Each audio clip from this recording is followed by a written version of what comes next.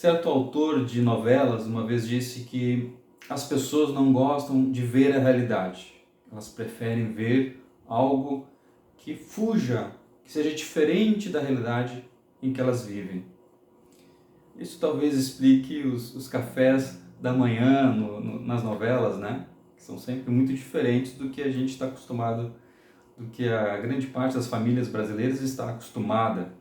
E até mesmo aqueles que têm mais recursos financeiros nem sempre tomam aquele café tão elaborado como a gente vê nas novelas, onde as pessoas menos abastadas também desfrutam de um belo café. Muitos de nós nem café tomam, saem correndo para o trabalho, mas a gente deveria tomar um café. Isso é sempre importante para a gente começar bem o dia. O de jejum é muito importante. Mas enfim, não quero falar sobre café e refeições, mas sobre o que ele diz aqui, de que as pessoas não querem lidar com a realidade, não querem ver a realidade, não querem ver a realidade em que elas vivem retratadas na arte, elas querem ver outra coisa. Porque elas já estão em contato com a sua realidade e querem então ver outra coisa.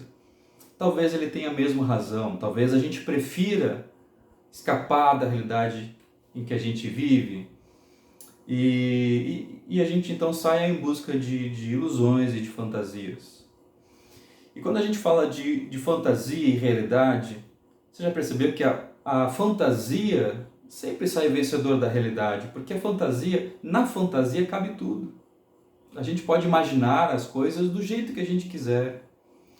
E a realidade não, ela se impõe a nós, onde nós não temos muita escolha, nós escolhemos apenas como lidar com ela.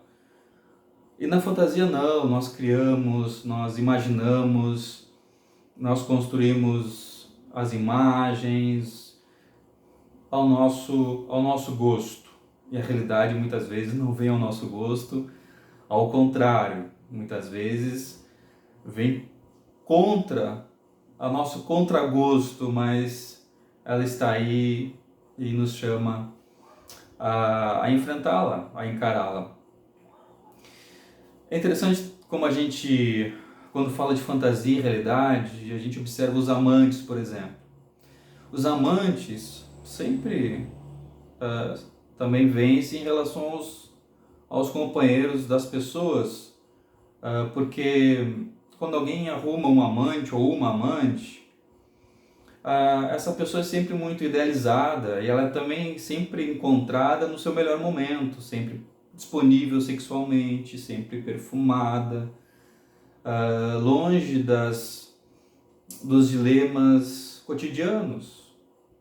E aí o cônjuge, o companheiro ou a companheira do dia a dia, do cotidiano, das lutas diárias, está lá envolvido com as coisas que são da lida de todo dia, e para alguns significa trocar fraldas, significa limpar a casa, significa pagar os boletos.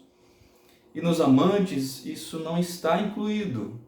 É só o encontro, o mais prazeroso que possa ser, depois a volta para a realidade. Então, a busca por um amante ou uma amante é sempre a busca por uma fantasia. E nesse sentido, o cônjuge que está ali na lida do dia a dia, né, fica sempre nessa comparação, sempre atrás. Mas será que vale a pena mesmo a gente trocar a realidade pela fantasia? De certa maneira, nós também fazemos isso na utilização cada vez mais intensa das redes sociais. O Instagram é um bom exemplo disso. No Instagram, todos nós estamos ali muito felizes, bem-sucedidos, realizados. Só que não, né? Do outro lado, nem sempre isso é a verdade. No Instagram nós editamos a nossa vida, apresentamos o nosso melhor, nossa melhor pose, as nossas melhores palavras e frases motivadoras, inspiradoras, ou que mostre alguma boa coisa de nós. Nós editamos a nossa vida com filtros. É a vida editada. É a vida editada da maneira que nós queremos que os outros a vejam. Mas a vida por trás da tela muitas vezes é bem diferente. Nós temos que lidar com coisas que no Instagram não aparecem, não estão ali, mas que fazem parte da vida diária de cada um de nós. Então, muitas vezes nós também buscamos, não sendo um amante, uma amante, nós buscamos outras formas de fuga, de escapismo da nossa realidade. O profeta Jonas é o profeta conhecido como o profeta fujão. Isso porque ele recebeu um chamado de Deus para ir para Nínive, uma cidade com muitos problemas. E ele então diz que aceita ir para Nínive, mas quando ele vai comprar a sua passagem para viajar até Nínive, ele compra a passagem para um outro lugar. Ele escolhe ir para Tarsis. E Tarsis aqui é uma busca pela fantasia, é um lugar idealizado pelo Jonas. E é um lugar onde ele nunca chegou, onde ele nunca chega. Nínive era a realidade, foi para onde Deus o chamou. Mas ele então foge da realidade e vai para a fantasia, para a ilusão, para uma realidade idealizada por ele mesmo. Tem um livro muito interessante que eu li recentemente, que é este aqui, do Tolstói, Os Sardos. É um livro bastante interessante, breve, uma leitura muito rápida. E aqui mostra a história, na segunda parte do livro, na verdade o livro a história é dividida em duas partes, num salto temporal de 20 anos entre elas. Na segunda parte então, da história, depois desse salto temporal de 20 anos, uma personagem chamada Lisa, uma jovem, ela está prestes a encontrar um conde, também jovem, uma idade equivalente à dela, mas ela então ouvindo as histórias desse conde, de como ele era belo, como ele era fantástico, incrível, inteligente, ela idealiza demais esse sujeito, a ponto de que quando chega ao encontro, ela está completamente constrangida, inibida, mal consegue olhar nos olhos dele. E aí, com o tempo, ela na conversa, ouvindo, falando, observando, ela percebe que, e ela diz isso no livro, que ele não era diferente dos outros homens que ela já conhecera. Não tinha nada de muito extraordinário naquele sujeito. E tinha coisas nele que ela até nem gostou muito. Então é interessante como, de uma imagem idealizada que a inibiu, a constrangeu, ela, ao se dar conta da realidade, quando a realidade se impõe, ela então fica mais à vontade e consegue ser ela mesma na realidade. Ela estava com dificuldade de lidar com a fantasia, com a realidade, ela então conseguia lidar melhor. Ao contrário do que a gente vinha falando até aqui. A realidade, ela de fato se impõe e ela não nos oferece muitas vezes um cenário colorido, né? São momentos difíceis, de lutas, de tensões, que nos desafiam tantas vezes. Mas a fuga da realidade nos aliena. Quando a gente foge, tenta fugir para uma realidade fantasiosa, ilusória, a gente está se deixando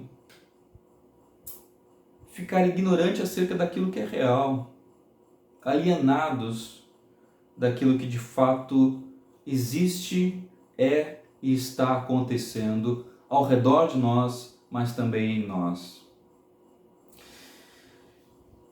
Jesus, ele, quando veio a este mundo, é interessante que os fariseus haviam criado uma imagem muito específica acerca do Salvador, do Messias. E quando eles se deparam com Jesus, Jesus não se encaixava na imagem que eles haviam construído do Messias. Jesus era simples demais. Jesus era generoso demais com pessoas de má reputação. Jesus não bajulava os poderosos.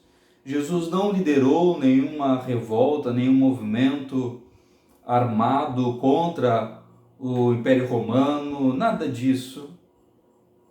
A grande revolução de Jesus foi na cruz. mas é justamente por causa de que Jesus não se encaixava na imagem que haviam construído dele que eles decidem então condená-lo. Decidem então entregá-lo ao poder romano e com muitas mentiras, dizendo que ele era o inimigo de Roma, ele então é crucificado e morto. Eu creio que Deus, assim como chamou o profeta Jonas para encarar a realidade, nos chama a todos nós. É tentador a gente se refugiar numa ilusão. É tentador a gente se refugiar numa fantasia, buscar uma fantasia para escapar dos incômodos da realidade. Mas a realidade sempre se impõe e é onde nós estamos vivendo. Nós somos pessoas reais vivendo uma vida real. Então, a gente precisa de muito cuidado para não entrar nessas fantasias, não buscá-las e nos deixarmos assim dessa maneira, sermos alienados em relação àquilo que de fato é real. Deus chamou o profeta para a realidade. O profeta fugiu para a ilusão. Deus também nos chama para enfrentar a realidade. E qual vai ser a nossa escolha? Ou abraçamos, encaramos aquilo que é real e lidamos com isso da melhor maneira possível, com a ajuda de Deus, ou escolhemos o triste caminho de vivermos iludidos nas nossas fantasias e assim ficarmos imaturos e infantilizados, apesar da passagem dos anos. Obrigado por ter acompanhado o vídeo até aqui. Um abraço, Deus te abençoe e fique bem.